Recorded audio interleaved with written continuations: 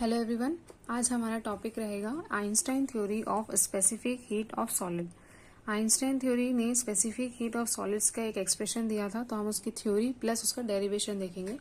तो शुरू करते हैं with its theory. Einstein theory of specific heat of solid क्या है कि डुलोंग एंड पेटिट लॉ को एक्सप्लेन किया आइंस्टाइन ने for the first time in 1907।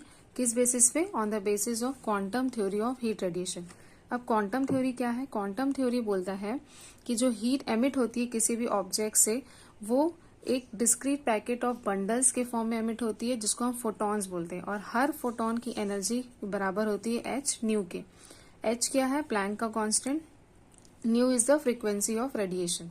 Einstein ने जो फॉर्मूला प्रपोज किया वो 3 अजम्पशंस के बेसिस पे प्रपोज किया, जिसमें पहला उसका जो अजम्पशन था वो ये था कि कोई भी सॉलिड बहुत सारे एटम से बना होता है जो 0 केल्विन टेम्परेचर में रेस्ट पे रहेगा, और जैसे जैसे उसकी एनर्जी या फिर हम टेम्परेचर बढ़ाएंगे तो उसकी एनर्जी भी क्या होगी? इंक्रीज होगी। दूसरा एजम्पशन क्या था कि हर एटम जो है सॉलिड का, उसके 3 डिग्रीज ऑफ फ्रीडम होंगे, जैसे मोनोएटॉमिक गैस के होते हैं। मोनोएटॉमिक गैस मतलब जैसे हीलियम हो गया, नियॉन हो गया। तो हीलियम और नियॉन में चूंकि डिग्री ऑफ फ्रीडम 3 के बराबर होता है, 3 मतलब रोटेशनल, वाइब्रेशनल और ट्रांसलेशनल। जब लेकिन मोनोएटॉमिक हो तो उसमें रोटेशनल और वाइब्रेशनल के जो number of degrees of freedom है वो 0 होंगे। तो उसके सिर्फ किसके बराबर होते हैं? ट्रांसलेशनल के। और ट्रांसलेशनल मतलब स्ट्रेट लाइन मोशन, जो कि 3 डायरेक्शन में हो सकते हैं, एक्स, वाई और जेड। तो अगर ट्रांसलेशनल के बस बराबर है मतलब इसकी डिग्री ऑफ फ्रीडम 3 के बराबर होगी, which is on X direction, Y direction and Z direction. तो चूंकि ये मोनोएटॉमिक गैस की तरह बिहेव करते हैं, and since monoatomic gas have 3 degrees of freedom, तो आपके atom of solid will also have 3 degrees of freedom, which is equivalent to translational value, and rotational and vibrational will be 0।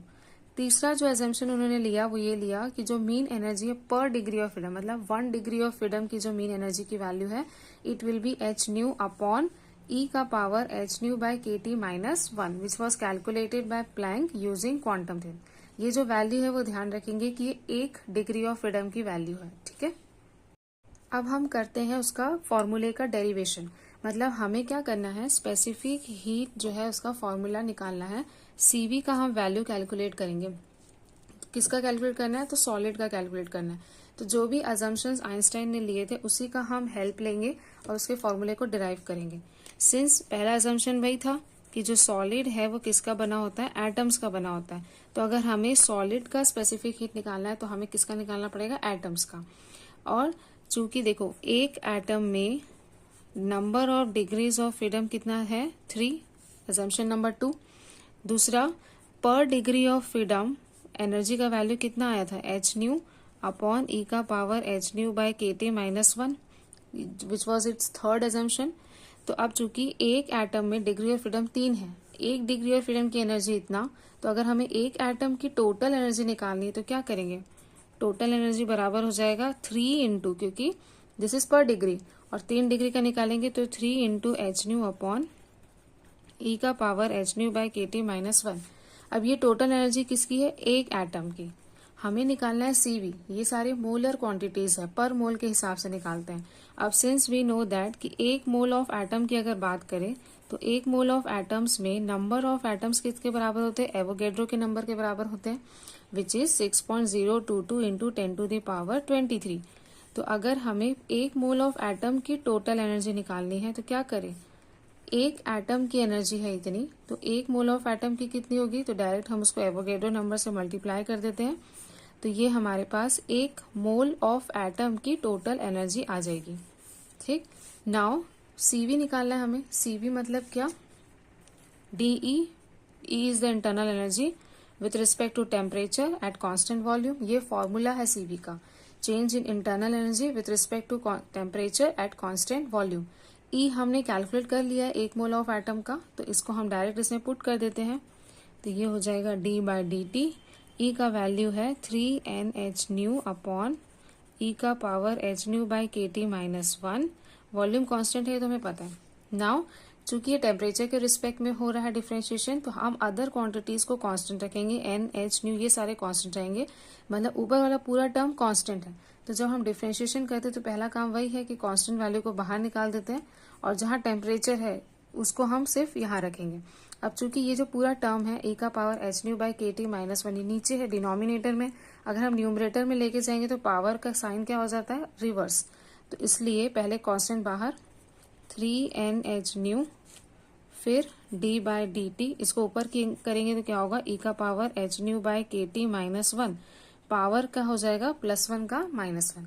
अब हमें बस क्या करना है, इस अंदर वाले टर्म का डिफ्रेंशिएशन करना है। यहाँ थोड़ा सा टफ जाएगा क्योंकि डिफ्रेंशिएशन यहाँ पे जो मेथड हम यूज करेंगे which is differentiation by substitution. Substitution क्यों, क्योंकि अगर हम इसका नॉर्मल मतलब फॉर्म देखें तो ये किसके बराबर इक्विवेलेंट लग रहा है, x की पावर n के जैसे लग रहा है। अंदर वाला मटेरियल x, उसके ऊपर पावर है आपका ये n, तो हम x की पावर n का जो डिफ्रेंशिएशन फॉर्मूला है विच इज nx की पावर n-1 यूज कर सकते हैं। तो यहाँ पे लेकिन ध्यान रखेंगे, यहाँ वेरिएबल है x, लेकिन यहाँ आपका वेरिएबल क्या है, टेम्परेचर, क्योंकि टेम्परेचर के रिस्पेक्ट में डिफ्रेंशिएशन हो रहा है। तो इसमें क्या है कि ये क्या एकदम t के इक्विवेलेंट है, नहीं, इसके साथ साथ यहाँ -1 भी है, और जो t है वो आपका पावर में भी है, जिसके साथ एच न्यू बाई के भी है, एकदम इस फॉर्म में नहीं है। हमने इसको ऐसा माना है क्योंकि ये इसके इक्विवेलेंट है और ये वाला फॉर्मूला हम यूज करेंगे। जब ऐसा कुछ हो तो हम वहाँ सब्स्टिट्यूशन मेथड यूज करेंगे। तो सबसे पहले तो हम इसमें डायरेक्ट जो x का पावर n का फॉर्मूला होता है ये वाला, वो अप्लाई करेंगे और उसका आंसर नोट करेंगे, जिसका आंसर क्या होगा, देखो ये आपका फॉर्मूला आया जो पिछले में आया। अब इसमें x की पावर n को अगर हम लगाएंगे तो x की पावर n बराबर क्या होता है, nx की पावर n-1, यहाँ n का वैल्यू है -1 और आपका पूरा x है ये रख देते हैं, तो 3n न्यू, n सामने आएगा मतलब -1 सामने आएगा, ये सारा चीज इनटू में है, और ये x मतलब e का power h nu by k T -1 का पावर n-1, n मतलब -1 सॉल्व करें, माइनस को हम सामने रख देते हैं, 3n न्यू e का power h nu by k T -1, minus minus plus, ये हो जाएगा आपका -2।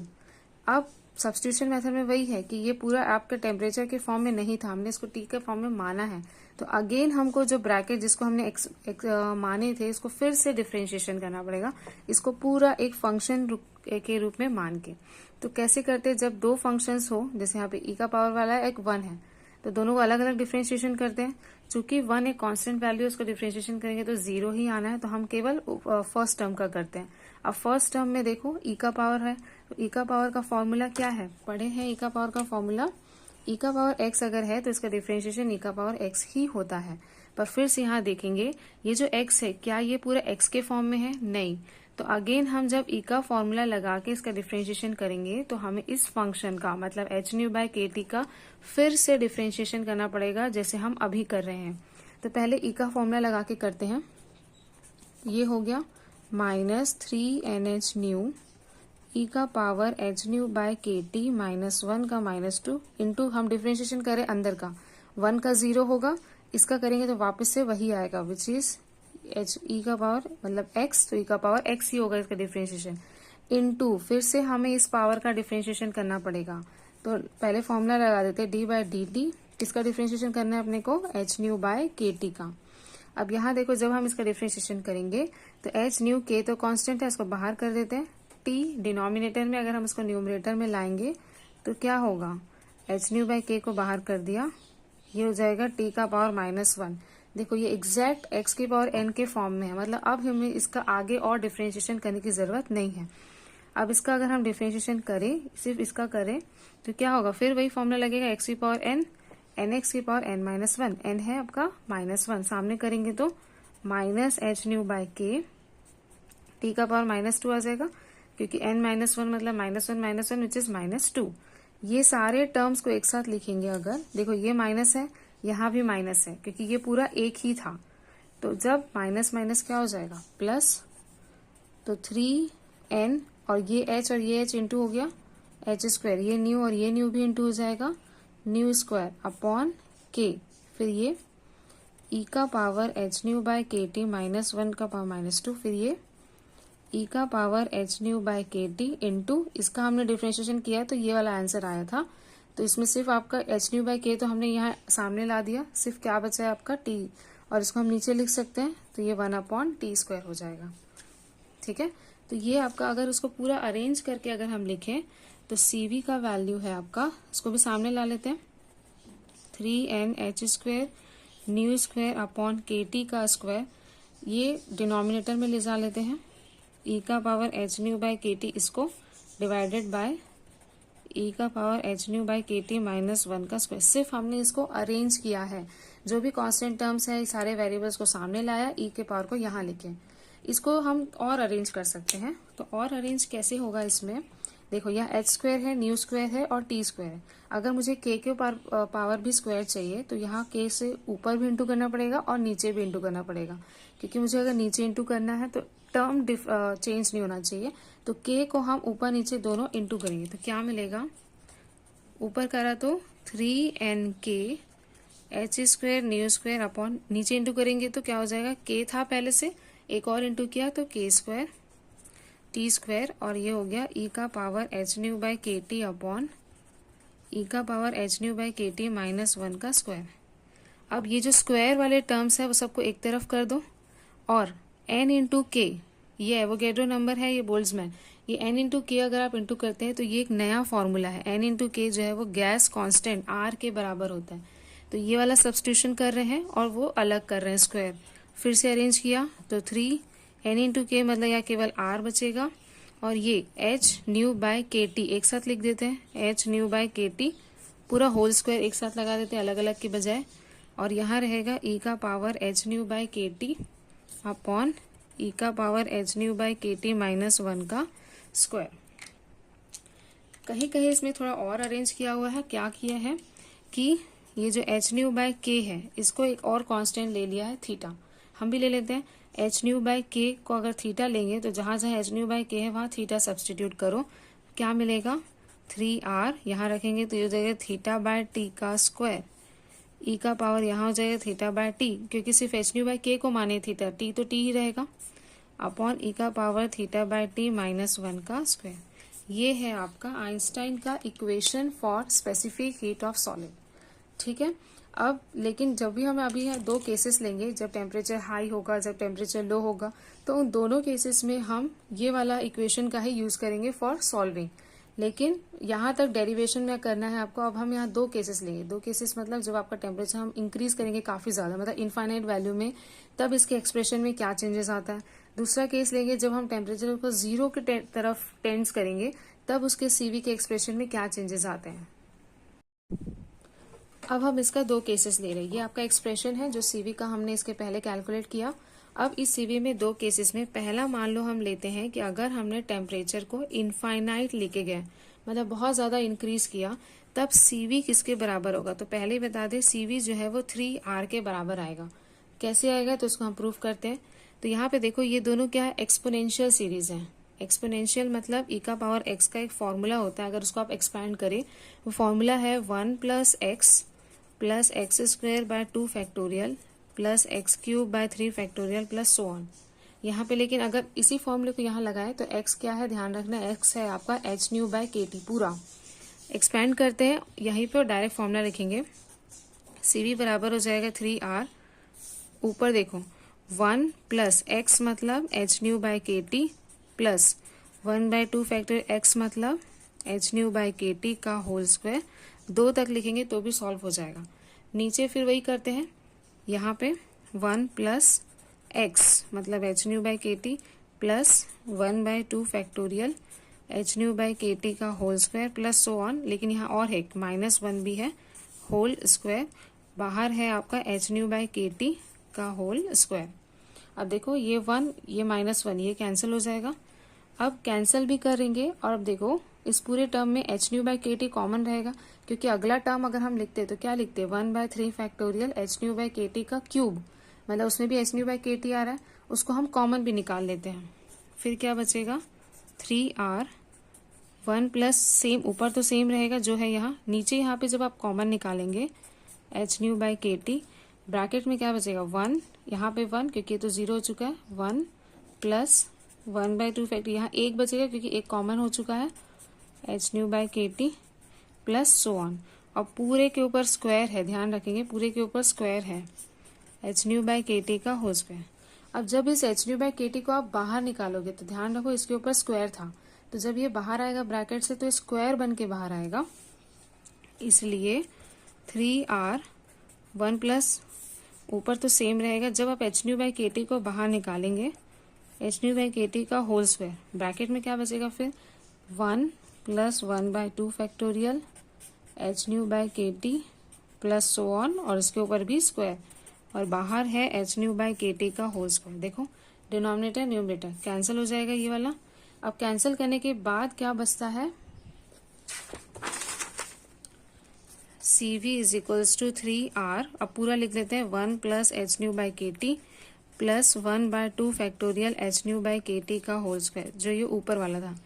अब नीचे वाले में देखो ये कट चुका है, सिर्फ ये बचेगा 1 plus 1/2 factorial h nu by k T plus so on. यहाँ का कैंसिल हो चुका था जो H nu by k T का होल स्क्वायर है। अब यहाँ पे हमने फिर वही लगाओ कंडीशन। कंडीशन क्या है कि जब टेम्परेचर इनफाइनाइट होगा तो यहाँ पे H nu by k T के फॉर्म में है टेम्परेचर, तो नीचे की टर्म अगर इनफाइनाइट है, मतलब आप बहुत उसी स्मॉल वैल्यू को डिवाइड कर रहे हैं इनफाइनाइट से, तो वो हमेशा 0 के बराबर आएगा। ठीक है, तो जब ये 0 के बराबर है मतलब क्या कि इस टर्म को ये सब आप 0 लिख सकते हो, क्योंकि सब में आप इनफाइनाइट से डिवाइड करें, and anything divided by infinite will be equals to 0। तो कर देते हैं 3r 1 प्लस ये भी 0 हो जाएगा, 0 को इंटू करेंगे तो ये भी 0 प्लस सब 0, नीचे 1 प्लस ये भी 0 प्लस आगे भी सारे क्या आएंगे 0, 1 प्लस 0 1, 1 प्लस 0 1, 1 डिवाइडेड बाय 1 1 होगा, और 1 को 3r से इंटू करेंगे तो 3r ही आएगा। यही अपने को प्रूव करना था कि जो आपका CV का वैल्यू है, जब आप टेम्परेचर टेंड्स टू इनफाइनाइट है तो CV का वैल्यू किसके बराबर आएगा, 3r के बराबर आ गया, और वो आपका आ गया। अब आप करेंगे सेकेंड केस। सेकेंड केस क्या होगा कि जब टेम्परेचर टेंड्स टू 0, जब टेम्परेचर आपका 0 के बराबर होगा तो यहाँ पे लिख देते हैं जैसे H nu by k T है, किसी भी टर्म को अगर आप 0 से डिवाइड करते हैं तो वो आपकी इनफाइनाइट के बराबर होगी। तो जब टेम्परेचर 0 हो रहा है मतलब ये जो H nu by k T है ये पूरा टर्म किसके बराबर हो जाएगा, इनफाइनाइट के। तो यही चीज हम इसमें यूज करेंगे। देखो फिर से हमने वैल्यू डाली इसकी ई के power h nu by k T, ये सारी वैल्यूज डाली है। अब इस वैल्यू का कैसे यूज करेंगे, तो देखो H nu by k T क्या होगा, इनफाइनाइट। तो अगर ये इनफाइनाइट है तो ई का power h nu by k T, मतलब ये इनफाइनाइट है तो ई का पावर इनफाइनाइट भी क्या होगा, इनफाइनाइट। ठीक, दूसरा चीज ई की power h nu by k T, मतलब ये इनफाइनाइट -1 को हम अप्रोक्सीमेटली ई का power h nu by k T लिख सकते हैं, क्योंकि ये काफी ज्यादा हाई वैल्यू है। तो ये इक्वेशन थोड़ी मॉडिफाई हो जाएगी। मॉडिफाई होने के बाद क्या होगा, 3r ई का power h nu by k T रहेगा। इसको हम लिख सकते हैं ई का power h nu by k T bus, क्योंकि -1 छोटी है, इनफाइनाइट को अगर हम 1 से माइनस करेंगे ज्यादा कोई फर्क नहीं पड़ेगा, इसलिए हमने केवल इसको लिखा। और ये है h nu by k T का होल स्क्वायर। अब देखो ये एक और ये एक कैंसिल हो जाएगा, क्या बचा 3r, न्यूमरेटर में रहेगा ये H nu by k T का होल स्क्वायर, और डिनोमिनेटर में रहेगा ई का power h nu by k T. अब हम उसको एक्सपैंड करेंगे किससे, जो एक्सपोनेंशियल सीरीज से हम एक्सपैंड कर रहे थे नीचे, उसको कर लेते हैं। सेम फॉर्मूला लगेगा, ऊपर तो वैसे ही रहेगा, नीचे क्या करेंगे 1 प्लस एक्स, एक्स है आपका h nu by k T, plus 1/2 factorial x square, मतलब h nu by k T का होल स्क्वायर, प्लस एक और लिख लेते हैं 1/3 factorial h nu by k T का whole cube plus so on. यही एक्सपोनेंशियल सीरीज। अब इसको एक्सपोनेंशियल सीरीज में लिखने के बाद ऊपर और नीचे, मतलब न्यूमरेटर और डिनोमिनेटर में आप डिवाइड करेंगे किससे, H nu by k T का होल स्क्वायर से। तो जब ऊपर डिवाइड करेंगे तो ये तो कैंसिल हो जाएगा और यहाँ से 1 बचेगा, और नीचे भी आपको हर टर्म से H nu by k T आपका होल स्क्वायर से डिवाइड करना है। तो यहीं पे करते हैं, देखिए CV बराबर 3r, इसको डिवाइड किया तो ये तो हो जाएगा 1। अब इसको भी हर को इसको करेंगे तो 1 अपॉन आ जाएगा H nu by k T का होल स्क्वायर, प्लस इसको करेंगे तो एक और एक कैंसिल, लेकिन एक तो बचेगा ना, कहाँ बचेगा लेकिन, डिनोमिनेटर में 1 upon h nu by k T plus 1/2 factor, ये तो पूरा कैंसिल हो जाएगा क्योंकि ये भी स्क्वायर है और आप स्क्वायर से ही डिवाइड कर रहे हो, तो 1 प्लस 1/3 फैक्टोरियल, एक बचेगा H nu by k T, लेकिन कहाँ, न्यूमरेटर में, क्योंकि अब डिनोमिनेटर वाला तो कैंसिल हो चुका है, h nu by k T एक बचे, प्लस सो ऑन। ये आएगा आपका एक्सप्रेशन। क्या किया हमने इसमें, H nu by k T के होल स्क्वायर से ऊपर और नीचे दोनों को डिवाइड किए हैं। डिवाइड करने से जैसे जैसे डिवाइड किए ये आपका आंसर आएगा। अब इसमें हम कंडीशन लगाएंगे। कंडीशन क्या कि जब टेम्परेचर टेंड्स टू 0 है तो H nu by k T होगा आपका इनफाइनाइट। तो H nu by k T मतलब जहां जहां H nu by k T वहां वहां क्या टर्म लगेगा, इनफाइनाइट लगेगा। तो करते हैं CV बराबर 3R इंटू 1 अपॉन, फिर से लिख लेते हैं h nu by k T plus h nu by k T का whole square plus 1 upon h nu by k T plus 1 upon 2 factorial plus 1/3 factorial h nu by k T plus so on. ऐसे ही है। H nu by k T को हमें क्या करना है, infinite.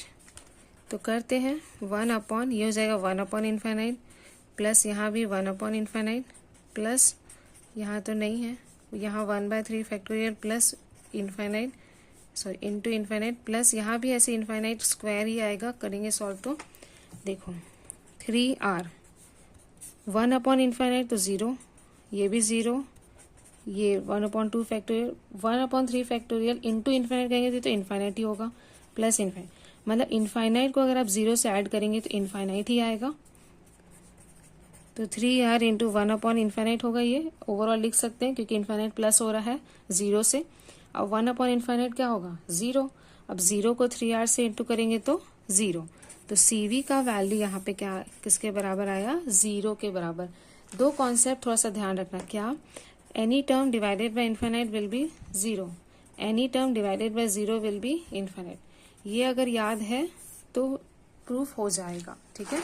बाकी कंडीशंस ध्यान रखो। एक्सपोनेंशियल सीरीज आपको एक्सपैंड करनी है, कहीं कहीं प्लस माइनस करना है, कॉमन निकाला, कैंसिल आउट किया, ये फर्स्ट केस में, और उसके बाद हमने उसकी कंडीशन लगा दी ये वाली। सेकेंड वाले केस में बस हमने थोड़ा इक्वेशन को पहले मॉडिफाई किया है क्योंकि ये वाली टर्म हमारी इनफाइनाइट हो रही है और इनफाइनाइट -1 करेंगे तो हम अप्रॉक्सीमेटली उसको इनफाइनाइट के बराबर लिख सकते हैं, इसलिए मॉडिफाई करा, कैंसिल किया, देन उसको हमने एक्सपोनेंशियल सीरीज से एक्सपैंड करके फिर कंडीशन लगा के प्रूफ कर दिया। तो जब टेम्परेचर इज इनफाइनाइट तो CV विल बी 3R, जब टेम्परेचर इज टेंडिंग टू 0 तो CV will also tends to 0। यही प्रूफ करना था। तो यही है आपके Einstein theory of specific heat. Thank you.